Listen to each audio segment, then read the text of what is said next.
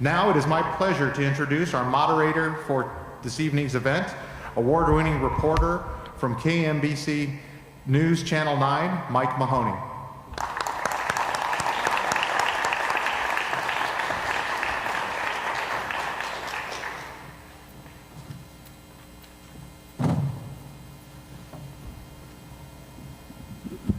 Good afternoon or evening, however you call 5 o'clock these days. Number one, thank you very much for being here. Thank you to the Chamber of Commerce of Kansas City, Kansas for inviting me to do this on behalf of the voters of Kansas City, Kansas. I don't live here, but I have a high regard for many of your communities, and you should be very proud of them. And also a thank you to you that are watching this or listening to this at any time between now and the election next Tuesday. Thank you for your citizenship. It's very important. This is how our government works. This is how our nation works. And I might say that local elections in particular are vital. They're vital to you and to I because these are the officials that touch our lives directly the most often, with trash pickup, with public safety, with lights, street lights, neighborhood improvements.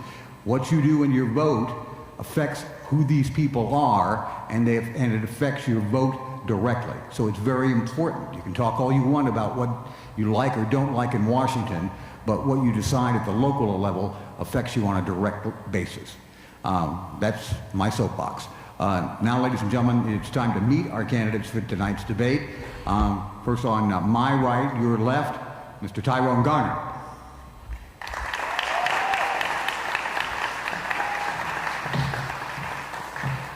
And from the other side of the stage, Mr. David Alvey.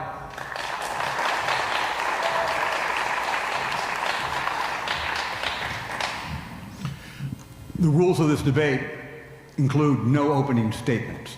So we're going to proceed right to the questions by virtue of a coin toss that probably some of you saw a few moments ago. Mr. Alvey won that toss.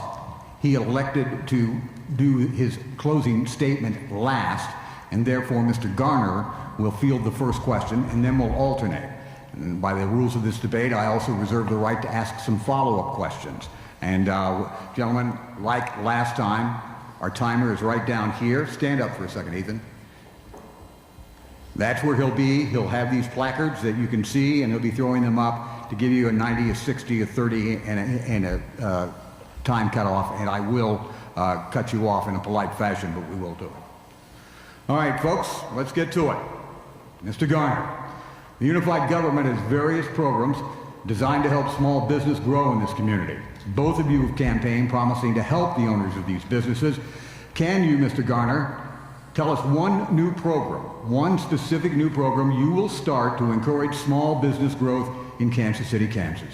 Yes, I would like to go ahead and start a program of incubators that will encourage small businesses, innovators, and also folks that are upstarts to want to come to Wyandotte County, a one-stop shop. I'd like to have that at our neighborhood resource center, and I'd like those neighborhood resource centers to go out to our community centers. I'd like a toolkit, so anybody wanting to start a business would already know. They can come to Wyandotte County, they can learn about the process, they can be educated, and they can get all the information on fees and things of that nature. That program would also include a rollback, working with our commissioners on the fees and also the money that we give to businesses, small businesses, through a grant program. What's excluded from that grant program is startups and small businesses that want to get going and entrepreneurs. I'd like to expand that. So those that want to get started and those that want to do business in Wyandotte County at least have that funds to be able to do so successfully, because I believe that small businesses are the driving force that are going to really push Wyandotte County to being a resilient community deep into the future. Mr. Alvey. Yes, excuse me, thank you. You know, I think people need to be aware of the aid, the assistance we're already giving to small businesses in Kansas City, Kansas. During the pandemic, we allocated $825,000 to small businesses, restaurants, barbershops, nail salons, to help them get through the pandemic. $825,000 to 85 different small businesses. We also encourage the banks and work with the banks to make sure that they got that money out for the payment protection plan. And it was very difficult to do, especially for small businesses, but we were able to encourage them to get that out there. I would also say that really what sustains small businesses are households, people living here who would then go shop in a neighborhood, grocery store, a neighborhood shop. And so we have a good strategy, I believe, for bringing infill housing to Wyandotte County, especially to those 4,500 land bank properties that are vacant right now, and over 5,500 properties that are in private hands that have not been redeveloped. So we have specific strategies in mind, and we're putting them into play to increase the opportunities for people to come in with single-family, multifamily housing, to bring the residents in that is going to sustain small businesses. So all those things working together, I think, is going to create a vibrant future for our community. It takes time. When we bring the housing in, that's going to, again, encourage small businesses. It's going to sustain small businesses. If you talk to people in any business, they say what you got to have is rooftops. Without rooftops, you simply can't sustain business. Very good. Candidates, this is going to be a two-part question, and Mr. Alvey, you'll get the first opportunity to answer your element of it, and then Mr. Garner, I've got a specific question contained in this for you. So, Mr. Alvey, both City Hall and Kansas City, Kansas Police have acknowledged that they are cooperating with a federal investigation into the former Kansas City, Kansas detective, Roger Golubski. City's involvement in this dates back at least until 2019. Mayor, why did the city wait until recently to acknowledge its role? In your statement, you said you were worried about affecting the investigation. In what way, and who warned you not to talk about it, and why so? Yeah, very good. Well, basically, legal counsel at the city was aware of this grand jury investigation, and because the police department were participating, we were providing all the documentation, anything that was being asked as part of this investigation. UG was cooperating with this, but again, we were advised legally, don't say anything because this is an FBI investigation. You simply can't enter into that conversation. And so we did not. Mr. Garner, you were on the police force for 22 years at the same time that Mr. Golubski was a cop. You've denied knowing anything about Golubski's reputation or his difficulties. In fact, you said at the August, our first debate, just because I worked there like many other police officers doesn't mean I had that information. Now, sir, as you well know, the police force in KCK is not a big agency, and cops do talk. So you knew nothing of Golubski's reputation? No, and let's make it clear. The person you're talking about started, I believe, in 1975 when I was 6 years old. I came on the police department in 1987 as a cadet, right out of high school. I got into management as a deputy chief in 2015. The person you're talking about retired in 2010. I'd like to take one step back. I encourage everybody that's watching today to really pay attention and read the stories about this case because it's really important that you know the facts. And the fact is that there was a concentrated effort from day one to stop any independent investigations to come into Wyandotte County on what Mark Dupree, our DA, was trying to do. And you can do your research and you know who those people are. And I can tell you, this mayor dragged his feet in that regard. I was the candidate that stood behind in that police department to make sure that Mark Dupree had the support he needed. And I was blacklisted for that. And I'm not ashamed of it because it was the right thing to do. There was a concentrated effort to prevent and stop, unlike anything I've ever seen before, to stop outside investigations of any wrongdoing in the Kansas City, Kansas Police Department. You got to remember, I didn't run in a lot of circles. And I don't want to put race in this, but race is in this. Because if you look at the victims of these crimes, they don't look like the people that really reflect the arguments of this conversation. They look like me.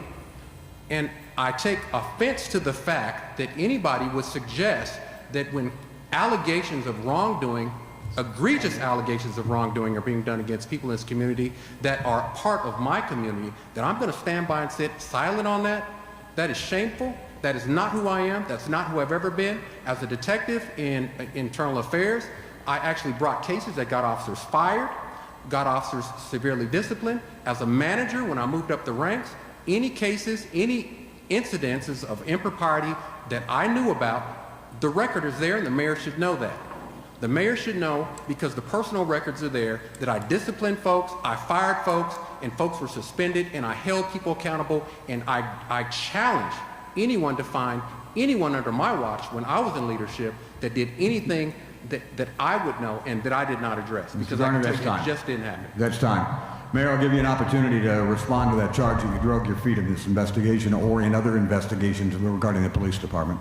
Yeah, that's simply not the truth. I did nothing to try and stop any investigation that would be pointless to try and stop any investigation by federal authorities. In fact, we have done everything we can to provide them with the information they need.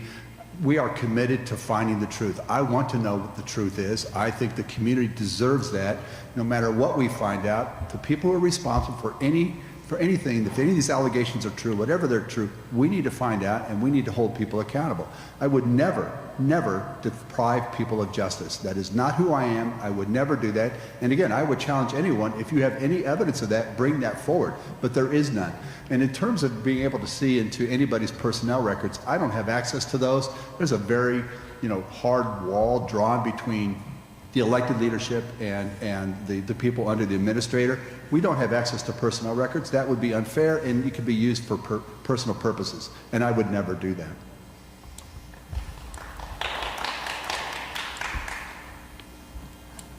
All right, moving on for a second.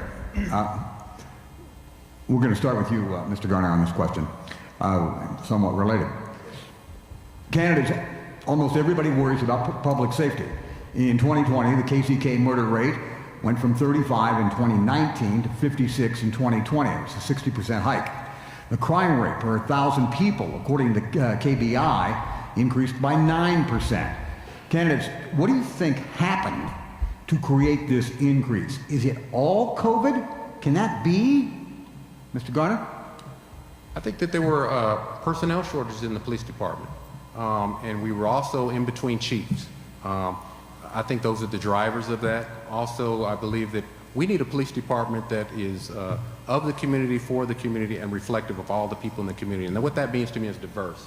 You've got to have a diverse force of police officers that have a cultural connection to the community that they serve. That's what builds trust. That's what builds understanding, and those are things that we need to work on, and those are things that I advocated when I was a deputy chief in the police department.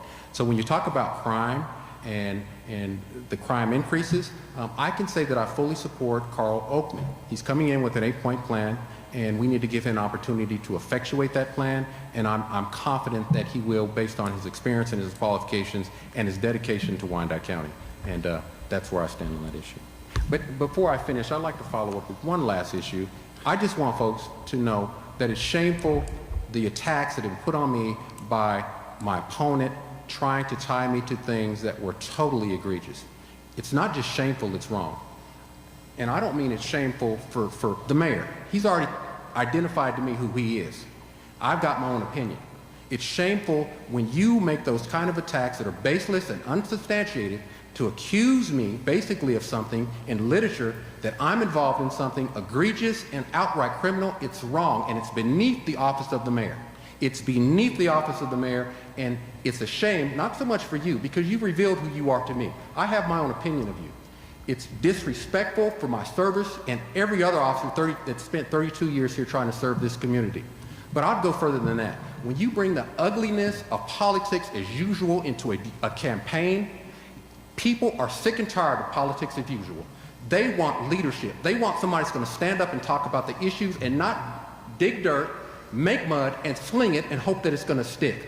It's not right. And I'm not ashamed for you because you've identified who you are. I'm ashamed that the people, based on how you went to the gutter. Gentlemen, here, we're going to handle this, okay? Thank you. First off, let me give you an opportunity to respond to that, and then we're going to go back to the original public safety question, but regular amount of time to respond to that, Ethan. All right, Mr. Alvin.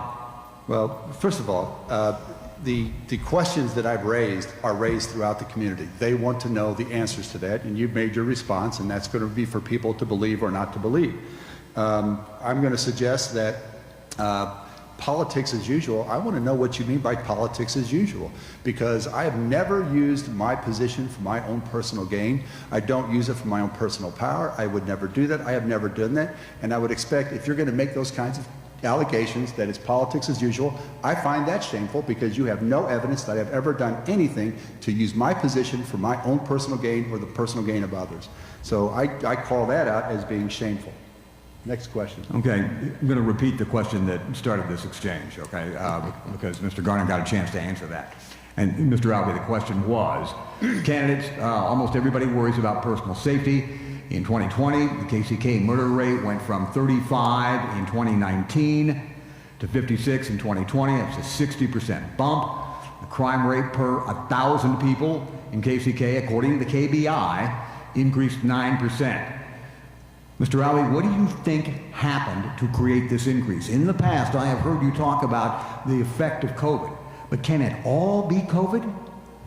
Well, yeah, I don't know that for sure. I wouldn't. Well, that's what you said in the past, sir. Well, I do think primarily COVID had a very serious effect because, as you know, we had a lot of our students were not in school, and so a lot of the crimes we got reported were juvenile crimes. You know, actually, since last year, our murder rate has declined. Shootings into occupied dwellings have declined. Shootings into automobiles have declined. So that's a good sign. I think Mr. Garner is correct that we are understaffed. And there also has been a chilling effect nationwide on police activities, for good or ill, that they're much less likely. They've done surveys really across the country, and they say that police officers are much less likely to intervene and take action because they're afraid of the consequences if they do something and then it doesn't go well, and they're going to be held responsible for it. That's had a chilling effect, which is why you see police forces across the nation. You know, New York City anticipates a 25% decline, 25% of the force leaving. Seattle, Minneapolis, these are the places where police officers do not feel supported. They feel like they're under watch all the time. They understand that, but again, that's had a chilling effect on policing activities. All right, very good. Candidates, earlier this year, there was a state government research paper questioning how Kansas cities, all of Kansas cities that are eligible, can use the Star Bond Economic Development Program. The report said it would be decades before the state broke even on its investments that it's already made on Star Bonds. But it also left out of its research the most successful Star Bond project in Kansas, and that's the West Village project here in KCK. And that returns $40 million in sales tax a year to the state.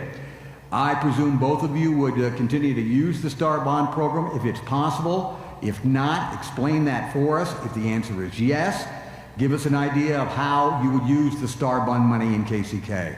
And Mr. Garner, you get this question first. Well, excuse me, Mr. Alvey, you get it. My fault. Go ahead. I'm sorry. You lead off. Thank you. Yeah, you know, interesting. The Star Bonds legislation, that package was actually developed by people within Kansas City, Kansas. And we believed at that time, I was not part of it, believed at that time that this is an awesome opportunity to bring new development, specifically to bring businesses that would attract people from the region. That was the original thought. That's why you needed to have an attraction, and then the retail that would associated with that attraction would feed into it, and that provide the sales tax. So I'm a very strong supporter of Star Bonds as they were deployed in Wyandotte County in Kansas City, Kansas. You've seen the developments that have happened elsewhere, for instance, in Sedgwick County, in Johnson County. And that's why the problem of Star Bonds being under question arises, because at 135th in Johnson County, you really didn't need Star Bonds to get development going. That was going to happen anywhere, again, just because of the rooftops that were being developed there. What we needed was to create an attraction that would draw in retail and hotels, tourism business, to generate income for our city, and it has done that in spades. If you look at that area of the community in 1997, before it was developed, we were getting $213,000 a year in sales and property taxes from that area. Hardly any money at all. Now we are receiving unified government. Our people are receiving $35 million a year in property and sales tax. That is a huge success. That is in addition to what goes to the state level. So I'm definitely in favor of it. I will say the state has changed the threshold. It's now $75 million in sales rather than 50. It makes it more difficult. Couple of follow-ups here, Mr. Alvey, and Mr. Garner, you'll get a chance on this as well. When they reformed the Star Bond legislation this year, well, here, let me start a better one. What do you think, Mr. Alvey, about the fact that that legislative research paper excluded Village West in its assessment? I don't understand that. The only thing I can conclude too is they wanted to take the outlier, which was Wyandotte County, Kansas City, Kansas, and take it out because they were looking for a result. The people who launched this study, pushed this study in the legislature, frankly don't like star bonds. And so they kept KCK out of it because we would have showed that it actually can be successful. And they set the threshold at 75 million, frankly, in order to prevent development coming. And that's too bad. Mr. Garner, some thoughts on this? Because when the legislative research did this paper on whether or not the state was getting its money back, and it came back saying it'd be decades before they broke even, they did not include the Village West project in their evaluation. What do you make of that? Well, I can't speak for the state, but what I can say, I think star bonds have been a good thing. It's a tool that has benefited Wyandotte County. Obviously, you can go out to the Legends and Village West, and you can see those improvements and how it's continuing to drive development in that area. My vision is I'd like to see those incentives, such as star bonds, used in other areas of Wyandotte County.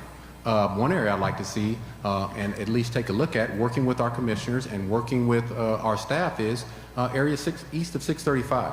Again, I've talked about the Quindaro ruins, how that is a diamond in the rough that is prime, ripe, and ready for development. That could be a development driver that could revitalize, in my opinion, that whole area in the Northeast. And so I'd like to have those conversations about where can we use star bonds that is really going to improve the lives of everyday folks in Wyandotte County equitably. And so that's where I believe that star bonds are a good thing, and I'll continue to support them. Okay, Mr. Garner, allow me to follow up. You said that the Quindaro ruins are primed for development. How is that area sitting on the edge of a bluff in a neighborhood that you would probably devote much rehabilitation to when you're the mayor? How is that prime?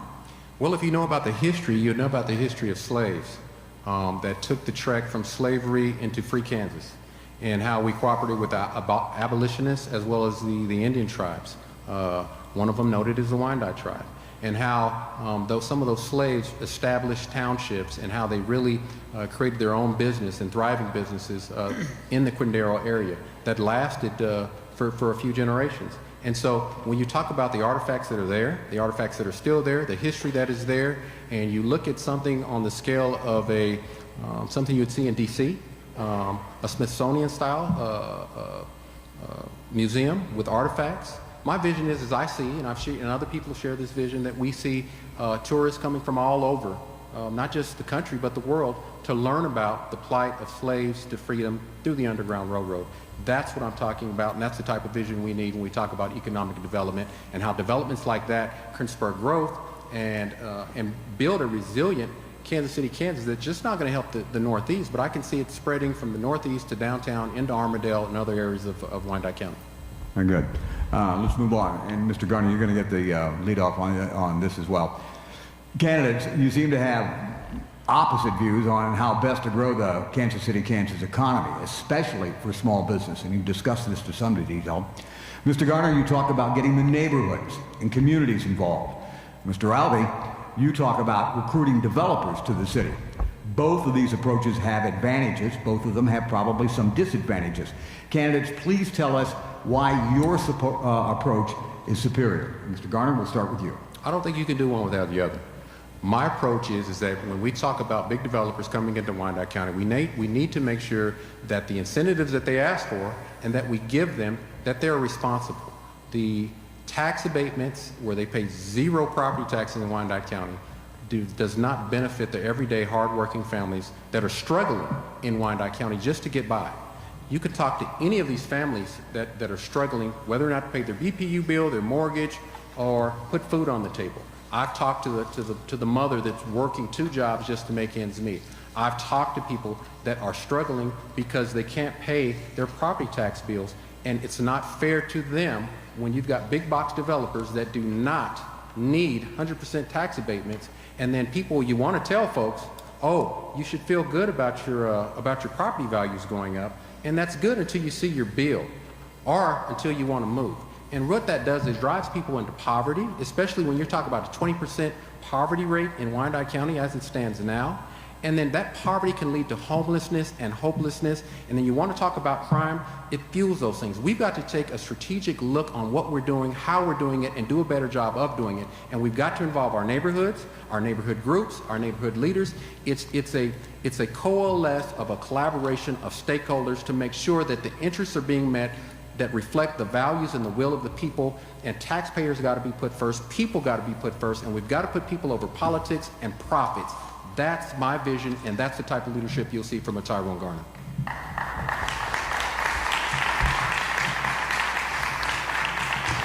Mr. Garner, in a minute I'm going to have a follow-up with you, but let's talk to Mr. Albee for a second. You remember the question? Sure. Yeah. I think that really, as we talk about economic development, it always is about if the economic development comes and it doesn't serve the people in our community, then there's no point. We could have a community full of logistics. That doesn't do any good for our community. We could have a tourism center. If it doesn't do any good for our community, there's no point to it. But in fact, the incentives we use actually does improve the livelihoods of our families here. And Wyandotte Economic Development Council has done a very good study. When they did the first Amazon facility, they began to look at the median household income, not just how many square feet they're building, how much per square foot it cost, but actually what were the changes in the median household income in some of the most distressed census tracts in the community, and we saw an improvement in this. So it gives people an opportunity to earn an income that they might not have had. In fact, these developers are coming in, they're paying between $17 and $23 an hour starting out. That's a good wage for a lot of people. It may not be the best. We're not getting the manufacturing plants like General Motors. You know, we saw what happened to Harley-Davidson in North Kansas City. They're not operating anymore, and those were good wages. That plant is no longer sustainable. So when I look at this, I have to say, let's work with our developers. They have to come in and they have to work within our master plan. So for instance, our Northeast master plan, a lot of work, a lot of effort, a lot of community collaboration went into devising that plan, and we're going to find a way to make sure that developers understand that they're here to activate that plan, not to override it. Mr. Garner, follow up on this. You were talking about tax breaks for the big box stores. I interpreted that to mean tax increment financing. There are other ways to do it, but TIF is common. What are your thoughts on TIF? Do you think that it's used correctly? Would you ban TIF? Would you put restrictions on that?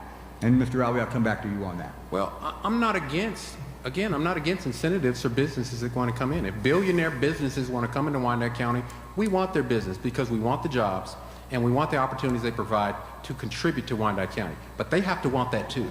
They have to want to pay their fair share of taxes so that our schools don't have to take on the strain, our hardworking families don't have to take on the strain because of the increased property valuations.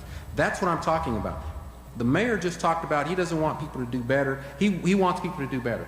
I want better than better for our working families in Wyandotte County.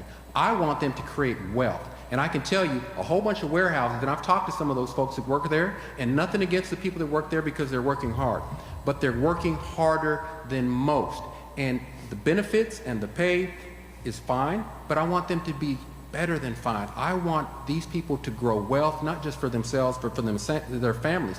And the mayor just talked about the Northeast Master Plan. The fallacy that we see, and even bringing that up, is we've had a master plan for the Northeast for a long time. We've had a master plan just that came out for Armourdale. And I can tell you, what you're missing from that equation is there's never been a financial commitment to make those plans a reality. That is the failure in leadership, and those things need to stop because you are playing on people's hopes, dreams, and beliefs that the unified government is going to do something for them. It's wrong, it's not right, and that's the leadership that I'm going to change if I'm your mayor. Mr. Garner, the question was restrictions on TIFs, an end to the use of the TIF program. I mean, and I don't need a full answer with that, but could you address that specifically? Specifically, I'm not against any incentives that will bring businesses that can spur growth, jobs, and opportunity, and the success of Wyandotte County. I just want it to be equitable, and it needs to be responsible. So no position on TIFs per se about restrictions. I support. All right. Okay. I support the incentives. Mr. Alvin? No, I definitely support tax increment financing because for developers to come in, especially if a very difficult property to develop, if you look at the new Menards that's going in at 18th and I-35, that's a very difficult property to develop to make it a substantial retail establishment. But even at that, as soon as that is built, we're going to be receiving, we hope, we estimate about $1.3 million a year in sales tax. That equals one mill on the mill levy. If you look at Urban Outfitters, right? So because they were part of the property that the Speedway is located on, they have a 10-year 100% property tax abatement, but they're paying $4.7 million a year in pilot to us. That is a payment in lieu of tax. And they do that so they can predict accurately. So the idea that these developments are coming in and not doing anything for our community is just false. It's a wrong story. It discourages people to think that somehow there is all this money in the unified government, we're giving it to people. That's not how it works. These developments would not happen without these incentives. And we are competing with other communities all across. Lenexa is far more generous with their incentives than we are, especially with apartments. That's why you see all those apartments being built in Lenexa. So, we have to be clear that these incentives work for us and they can continue to grow. Was there a second part of that? Yeah. Let me just follow up with both you gentlemen. In some cases, and Mr. Garner, you brought this up, that TIF can damage a school district because it robs them of their element of the property taxes, which is essential in funding the schools in Kansas, everywhere in it. Some places hold school districts harmless. In other words, they get their money and it's not part of any sort of tax break that the city cuts a deal with developers. That would probably require, I suspect, state legislation. What do you think of that idea? Going to Topeka, getting a piece of legislation that in TIF developments, school districts are held harmless. Mr. Alvey, we'll come back to you on that as well. I totally support that. Excuse me. I totally support that. I think it's an awesome idea. That's something I would lobby for because I was in education. I was a member of the community college board, and I did run for the USD 500 at one point. Our kids should be important. They're the future of this community. And yes, that's legislation that I definitely would support and get behind because I would love to see something like that in reality. I just don't want, and I want to make it clear to everybody, I am not against incentives. They just need to be responsible. They need to be fair. And these businesses that want to come in, we're not Olathe, we're not Johnson County. Maybe they can afford to give 100% tax abatements. Wyandotte County is still one of the poorest communities in the state of Kansas. We want people to come in here that want to be good neighbors that are going to help revitalize and add to the value of Wyandotte County. And our land is actually cheaper than you would probably find in other areas of the metro. And so we shouldn't have to give away the farm to get businesses there. And the problem with that is when you give it to one, after the abatement is up, they usually want another one, or they threaten to leave, or you see other businesses say, we want what they had, or at least close to it. Somewhere we've got to say enough. We've got to say, you need to stop. And that's why I also talk about we need to balance these big businesses want to come here with investing in our small businesses because they pay a big portion of property taxes without any incentives, and they pay the pilot and everything else associated with that. We've got to support small businesses. So quickly, Mr. Garner, then you are for some restrictions on TIF. No, I'm not. Well, you just said they can't be 100%. You can't give away the farm. That doesn't include TIF. I'm talking about tax abatements. Well, TIF is a tax abatement. And what I told you was, and I told you that I agree wholeheartedly with making legislation to, what your question was, right, excluding the school districts out of that, and I do support that. Okay, very good, thanks. Mr. Alvey, what do you know about any efforts that unified government has made along those lines about trying to hold schools harmless? Or has it ever come up? I mean, is it discussed? No, so most of this stuff was put in place long before I came in. Yeah. I will say this, that when the Walmart, for instance, was built out at the Legends, there was, again, a special payment made to the Piper School District to try and keep them whole. So I thought that was a good move. In terms of giving abatements and then having the company say, okay, we're going to come back after that abatement expires and we want more, you can't do that with a tip because they have to build something. There has to be some kind of vertical construction or some kind of development there that's going to cost them. That's what they would use the abatement for. So they just can't come back and say, okay, well now we don't want to pay anymore, don't make us pay. It just doesn't work that way. That's just not accurate. I also got to correct people's notions about what a master plan is. A master plan is an urban design planning document that says, if our vision were fully realized, what would this look like? It is not a document that the unified government takes and says, okay, well, we know this is what we want, we would like to see. We're going to go and build this many houses, and we're going to use unified government to go build this many shops, and we're going to use this unified government to build these many stores. That's not how it works. It's really a guide for the development that moves forward. It's really bringing developers in and saying, here's our vision, our community vision for what we want this community to look like, and when you develop here, you're going to be following that guide. And I do think people believe that the master plan is a checklist for the unified government with a price tag, and we're just going to go systematically through that thing and enact it. It's not how it works. All right. Ken, it's another two-part question for you, and by the luck of the draw, we're going to start with Mr. Albee here, and then Mr. Garner, I've got a second element for you. Mr. Albee, an immigration group called Safe and Welcoming is pushing for Kansas City, Kansas to issue municipal identification cards, and you are reluctant to do that. Among other things, you fear that it could jeopardize federal contracts, including some with the Department of Justice and Immigration and Customs Enforcement, known as ICE, adding that it is against federal law to cut out any particular agency. So, Mr. Albee, why not create a KCK standalone municipal ID? So I have to be clear. Actually, my position, I don't think you represented my position correctly. So there have been two pieces to this. Municipal ID, which the argument is that there are people in our community who cannot access services because they don't have a photo ID. In conversations we've had, we did a presentation in 2018 to look at what that would look like for us. And 2019, and we saw that there are actually advantages to do things. Our police department would love to be able for people to have a municipal ID with photo ID with an address, because that helps them if they need to get information. It makes them feel comfortable. They can share information with the police, and so our police department supports that, and I would support that. And in fact, there are programs out in the nation that allows, say a community bank will issue the ID, and that allows people to get banked. Then they can use an ATM machine, they can get a bank account, even a credit card. I support all those kinds of things to allow people to access services. The other part of this, though, we were told is, well, you can't do the municipal ID unless you put in this provision that would preclude our police department from enforcing immigration activities. Well, the fact of the matter is our police department does not do any enforcement of immigration activities. But what we do is we work with ICE, with other federal agencies, to do law enforcement that is not related to immigration at all. We have also signed off, we've also signed off on agreements that prohibit us. This would actually violate federal law if we were to say we would never work with ICE. We just simply can't do that.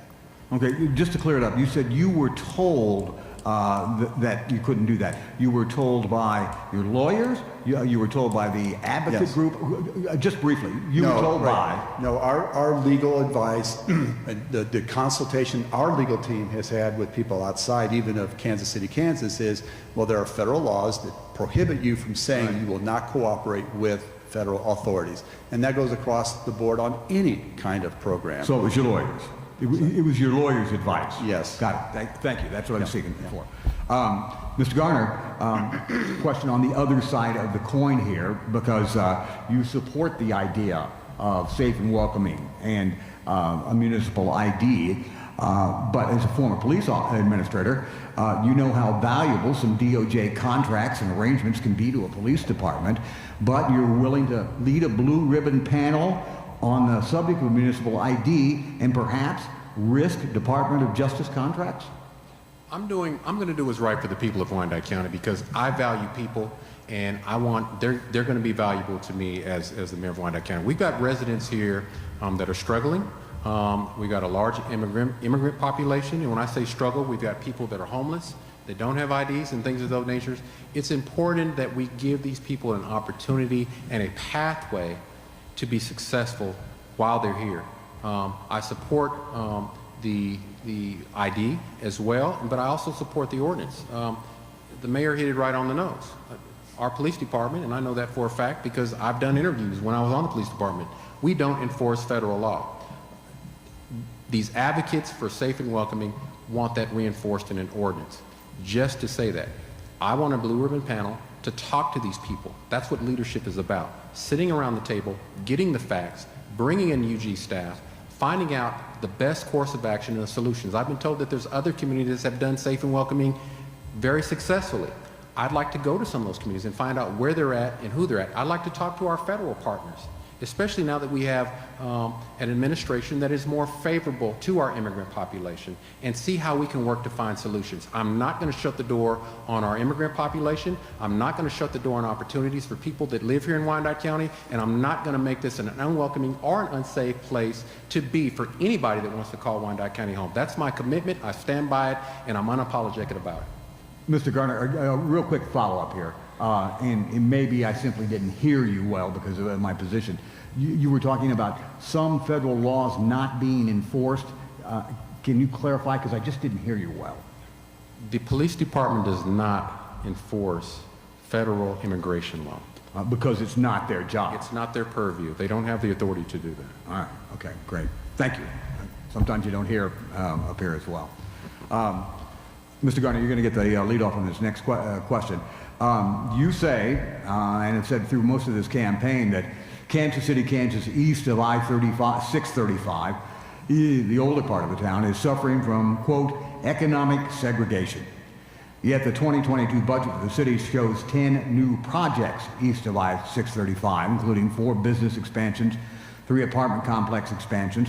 So could you tell us what you mean by economic segregation in that area? And I've got a different twist on this question for you, Mr. Alvey. Economic segregation, sir.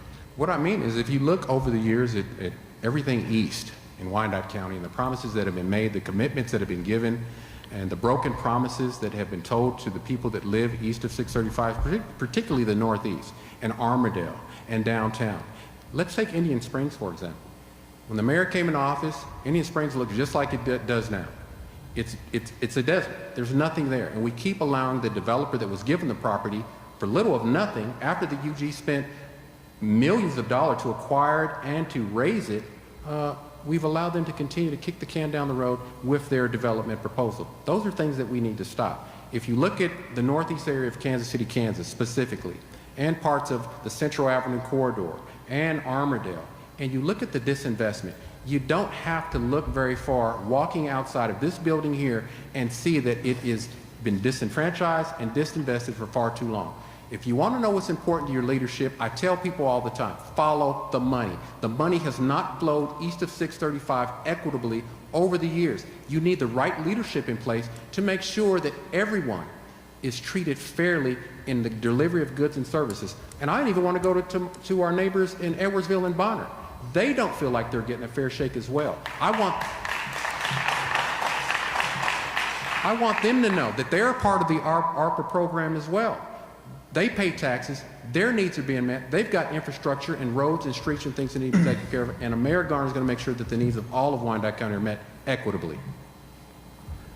Mr. Alvey, despite the projects that I just mentioned earlier, 10 new projects east of 635, the perception is that east of 635 is overlooked, as Mr. Garner just said. And the perception is always ingrained with some reality. There are neighborhoods and businesses up there, Mr. Alvey, in that part of the city that do need lots of help. What could those neighbors and those communities expect in a second administration? Well, I think what they're going to see is we're going to start to concede that growth expand throughout the city. You know, if you want to talk about, you know, we are investing very heavily in the Northeast. Even the capital improvements budget of the unified government over the past 5 years, 21% of all of our capital improvement dollars have gone into the Northeast area. That's 8% of our land area. It received 21% of our capital improvement funds. So we are investing in the Northeast. You know, I think we talk about promises fulfilled. If you look at the bridge project at the old Rock Island Bridge, that development project is coming forward. There are new apartments on the Kansas side of that bridge that are going to be coming into play. We have a development for apartments here on Central Avenue. It's going to be a beautiful, beautiful development. We have, as Mr. Lanier moves forward, the redevelopment of the Reardon Center, new apartments and amenities there. We've had the Merck grocery store. We had KU Med come in and reoccupy the EPA building, which brought more people downtown. We have new businesses that start up in what was the Katz building. Finally, that is now fully leased out, and they're looking for expansion in other parts of Minnesota Avenue. You want to talk about Central Avenue. You know, those businesses along Central Avenue, it's almost impossible to find a place to rent on Central Avenue because it's doing so well. 82%, as of a couple of years ago, 82% of those businesses were fully self-financed. They're doing extremely well, serving the needs of that neighborhood. So what I intend to do is to continue to bring infill housing to the Northeast so we can sustain businesses. Mr. Alvey, to follow up for a second, you say that 21% of that money is going up to that part of town. How much exactly? Because 20% of a dollar is 2 dimes. I mean, what are we talking about? I don't have that figure. All right. Off the top of my head. All right. Let me get caught up here, folks. Candidates, cities frequently do satisfaction surveys.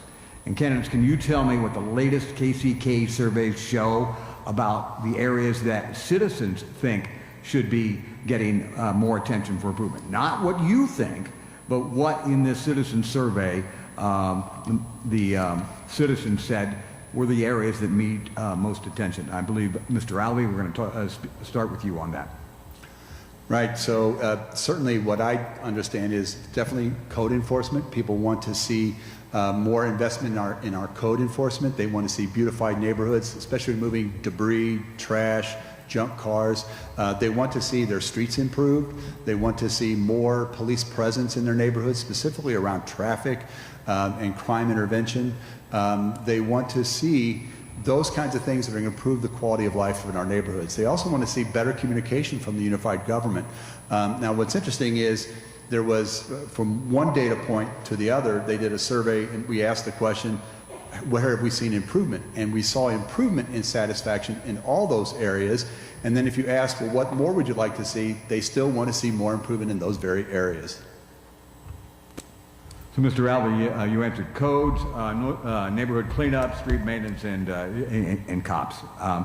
Mr. Garner, what do you think the citizens were saying about where they would like to see the most improvement? Not where you want to see it, but where the citizens who responded in that survey. And I agree, it shouldn't be about what I want or what staff wants or what the elected body wants. So I agree with that, and I like that statement. And that's what this campaign is about: community-driven leadership.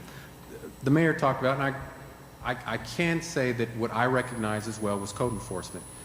There's a program called SOAR, which focuses on blight and Operation Brightside. Those programs have been cut drastically. And when you talk about graffiti and trash, I know just coming from the police department, those things really have a profound impact on crime increases. So we need to make sure those are fully funded. When you talk about streets, and the mayor talked about the things along Central Avenue, yes, the businesses along Central Avenue are doing well, but go look at the sidewalks and the streets. We need to make sure the infrastructure supports those businesses because they do pay their fair share of taxes. You talk about police. Police has been understaffed and underfunded for far too long. I believe that a safe community is a great community, and not just the police, fire. We closed the fire station in Fairfax. I believe that's irresponsible, and it's unfair to the people that rely on those services, not just in Fairfax, but the service they provide in the Northeast area. And when you also talk about just communication, the people that I've talked to said there's been a failure in leadership because they don't see the mayor out in the community like they should. I've had people tell me either they don't know who the mayor is or they thought that Mayor Lucas was the mayor of Wyandotte County, Kansas City, Kansas. And that is a shame. And so what you're going to see from Tyrone Garner is out in the community, transparent, available. Everyone, if you elect me, is going to know who Mayor Tyrone Garner is.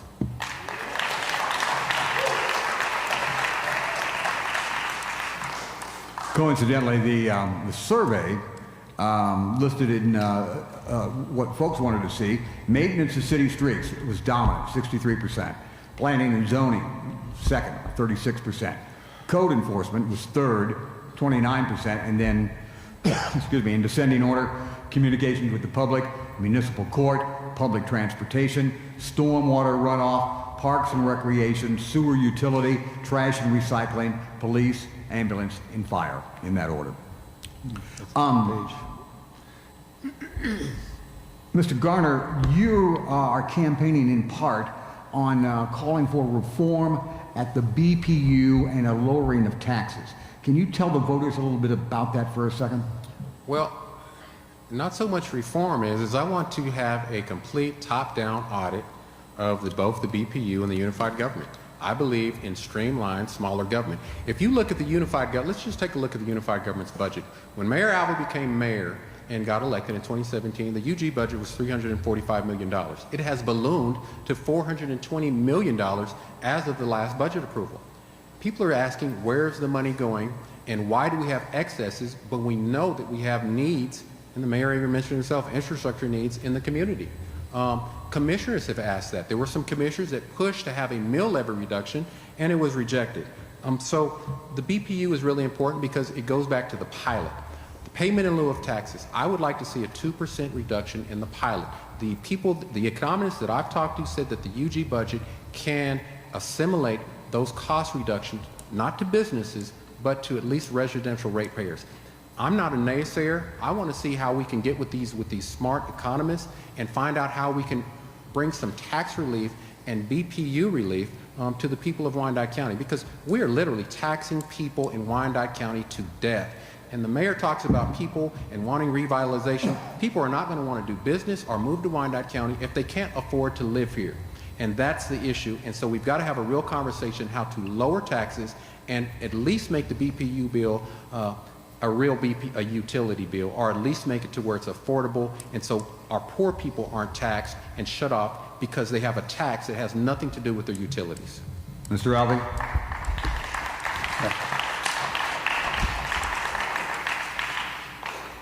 Yeah, that's just, again, I feel like I have to continue to tell the whole story here.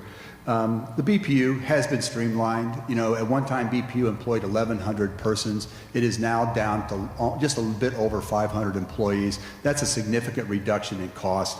The BPU cost per kilowatt hour compared to Evergy in Leawood, with the pilot and other fees included, you're paying about 13.1 cents per kilowatt hour here, including with the pilot. Evergy and Leawood, you're paying over 16 cents per kilowatt hour. We're getting a good deal from our public utility, publicly owned, and they do a great job, and we have to start realizing that and give them credit for the good job they're doing. Mr. Garner continues to say that we ballooned the budget from $340 million to $425 million. The fact of the matter is that $87 million of that is coming from the federal government. It's a one-time payment. We did not balloon our budget. We have $87 million that we now can deploy for projects across our city. And we're going to be very strategic in the use of those funds. We've already expended money or set aside money for homeless care. We're going to set aside money for infrastructure. We're going to set aside money for providing services to our community. That's going to happen. And I want to go back to something he said about Edwardsville and Bonner Springs and the ARPA money. Those cities are separate because of the size of their population. They're not going to tap into the money that comes through the unified government.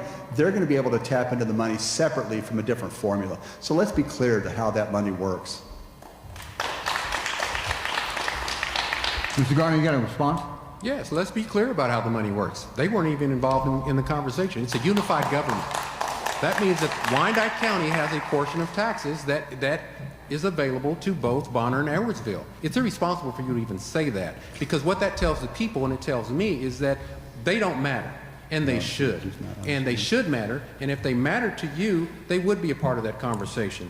And when you talk about BPU, I'm not talking about the pilot in a way that's saying that what can't be done. I want to look at ways that we can do things to help the hard-working families in Wyandotte County that have been begging you to do something as far as tax relief and about doing something about the pilot that affects real people's lives every day, especially when we talk about COVID and the moratoriums and the moratoriums on rents and utilities and things of that nature. We've got to do a better job taking care of people. We've got to put people first, and we need a mayor that is going to fight for Wyandotte County and is going to always put the best interests of the people in Wyandotte County first. And they're telling me there is a failure in leadership in that regard, and that's why I'm running, because I want to bridge that gap. Mr. Garner, a follow-up here. I'm really curious about your campaign promise here to audit the government and audit BPU. Tell me about that. When does that start? How long does it last? And how much are you willing to spend to get it done? That's not a promise that I can keep, because it's not a promise. That is a proposal that I would like to have. The unified What's the government- difference? Well, the difference is because the mayor doesn't vote. I've got to work with the community. I have to work with staff. And really, I have to get 10 commissioners to agree with that.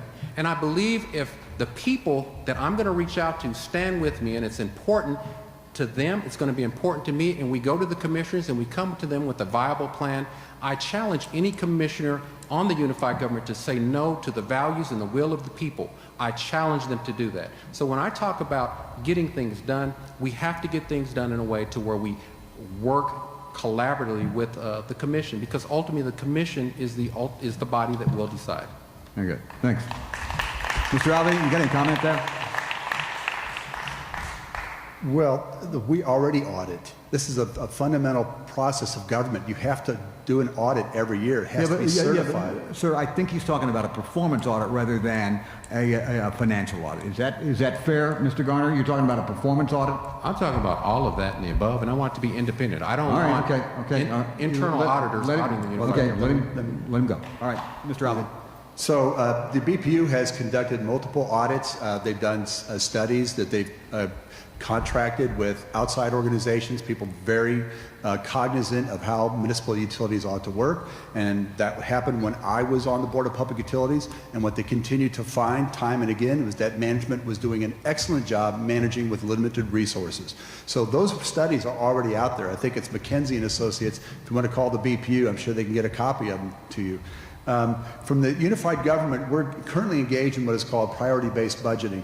And this is a long-term process that Kathleen Von Ochen, our Chief Financial Officer, has launched. And what we're trying to do is we're engaging all of our employees and departments to see what are the priorities that the community have brought to the commission, and that these are the things we want to achieve. And are we achieving those goals? Are we putting enough money into achieving those goals? Are we putting too much money into this program? In other places where this process, and it's a professional process, it's nationally certified, we have seen reductions in cost of 5 to 10%. So that process is in play already. We're going to be finding a lot of those savings. And I will say this, my experience in the unified government currently is we are generally understaffed. We're not doing enough. But this is the point. If we want to do more, it costs more. So when Mr. Garner says we're going to cut every department 20% and we're going to cut the pilot 2% every year, after 4 years, that cuts $28 million out of our budget. Where do we cut? Police, fire, code enforcement, streets. We're already understaffed. We're already not doing enough for our residents. All right, very good. Thank you. Candidates, years ago, back in the 19th century, the founders of Kansas City, Kansas, were trying to come up for a name for the town. There were several small towns, but they were looking for one name for one town. And the finalists were Kansas City and Wyandotte. Now, the founders, as I've read, regretted their choice of Kansas City immediately because of the confusion with the larger Missouri town. So tell us quickly, how do you plan to deal with that other Kansas City over the next 4 years? Mr. Garner. Well, the other Kansas City, you talking about across the water? I guess that's where it's at, yeah. Oh, okay.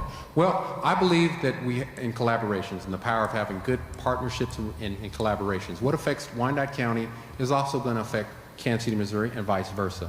We've got to build strong partnerships and relationships, because I want to look at economics and development as a global thing and a regional thing, and how we can partner together, bring in businesses. I know that Missouri's looking at the World Cup. some of those things, if we can get those things here, are going to have a residual effect on not just economic development, but some type of economic benefit to Wyandotte County. So I want to make sure that we have leadership in place, not just in the mayor's office, but with staff, that we're reaching out and we're keeping in close communication with business owners, developers, and our partners, both elected and non-elected, so that we're all on the same sheet of music, so we can grow the whole Kansas City metropolitan area, and we can all share in the success that's available out there.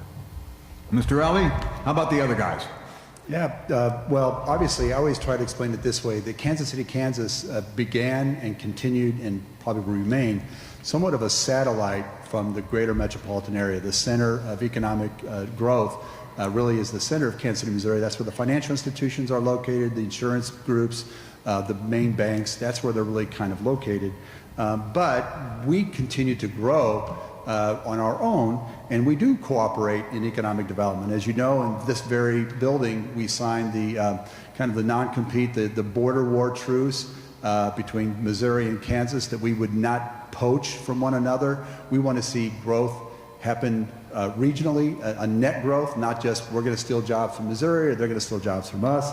And that's been so far effective. We're not going to use the competing incentives to do that. We've worked with the Kansas City Sports Commission to, again, attract the World Cup. I was over there last week to be a part of the presentation.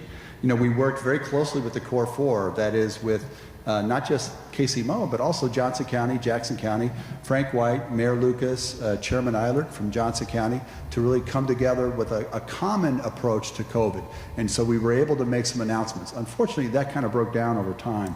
I would say one of the main problems that we have is that, you know, comment that people think that Quentin Lucas is the mayor of Kansas City, Kansas. Well, these people obviously are not voters. I would have to say that first, because they would know who they voted for. But also, we don't get the media coverage we deserve.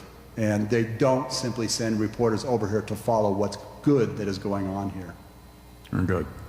Candidates, we've reached the point in this proceeding where it's time for the closing statements from each of you. By the flip of the coin that Mr. Albee won, he elected to go last in the summary statement.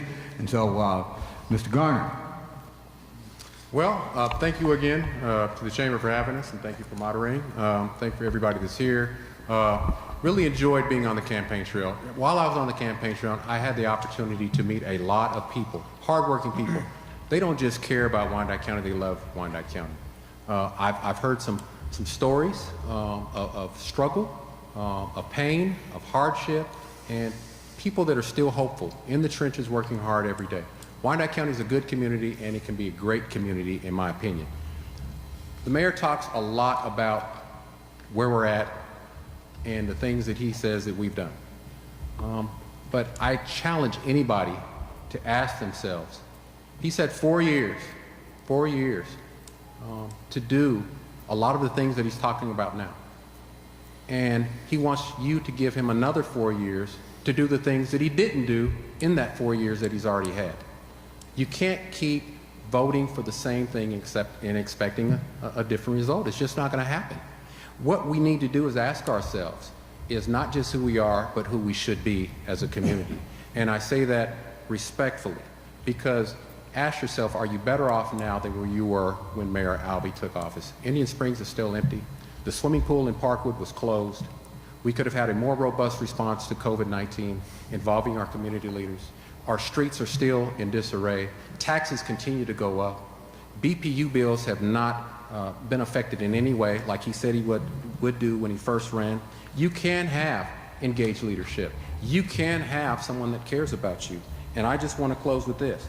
Mayor Albee said this, and you can quote it. He said, if you elected me because you believed I was going to come up with a master plan that would save the county, you wasted your vote. I'm not smart enough. I'm not strong enough. Let's not waste our vote. Tyrone Garner for mayor on November 2nd, 2021. God bless you and thank you. Stand by. Mr. Albee. I'm just going to rebut a couple of those remarks. First of all, we are doing what we need to be doing to move forward. We are working with the market forces, with the people out there who are doing good things in Wyandotte County. That's going to continue. That's what I've been doing. We're going to continue to see that happen. And I did not say, I said, we do not have a magic plan. If you have a magic wand that you're going to be able to come in and transform our city, please bring it, share it with us, because we all would like to see this. This is very hard work to take our community from decades of disinvestment to a place that we can be even more proud of. So I see a future for Kansas City, Kansas, and Wyandotte County where we are proud of how it looks, feels, and functions. We have so much natural beauty. We have so many beautiful neighborhoods. I am passionate about bringing the right investments into our infrastructure to make our neighborhoods even more beautiful. I'm passionate about our neighborhoods because that's where we live. So when we look into the future, what can we see? Where will we be in 25 years? I hope, and I'm working for, a city in the county where our streets are paved, our curbs are fixed, where we can afford to change out the lights in our street lights and save our BPU money and ultimately our customers. I see a city where there are more traffic patrols so our people can be more safe. I see a city where our parks are funded. I see a park where their grass is kept cut and the maintenance and the facilities are kept maintained. I see a city where our people enjoy prosperity, health, and safety, where their investments in their homes and neighborhoods continue to grow and provide them with even more opportunities. Mr. Garner continues to say that we can reduce taxes and spend more money. That is simply impossible. I believe it's necessary to be truthful and honest in every way. Take a straightforward look at the problems so we can solve them. Thank you.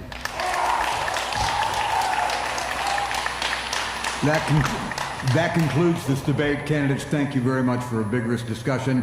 Thank you for watching. Remember to vote. Please vote either in advance or on Tuesday, November the 2nd. On behalf of the Kansas City, Kansas Chamber of Commerce, thank you very much.